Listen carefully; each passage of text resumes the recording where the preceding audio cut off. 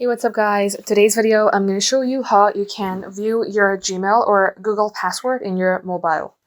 So you can only view your password if you have actually saved it in your Google account. So for that, head over to your browser. In my case, I would like to go for Chrome.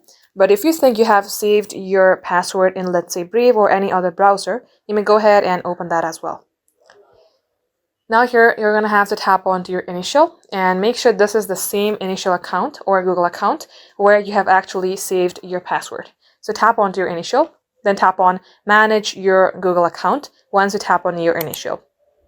Now once you're at this page, you will see an option that says security and sign-ins. Tap onto it. And at this page, scroll all the way below until you see your password manager. In my case, the password manager is right here. So tap on password manager. And as you do that, you will see all the passwords that you have saved till date. And as you can see that, I have also saved my Google account's password. So if you would like to view it, tap onto it.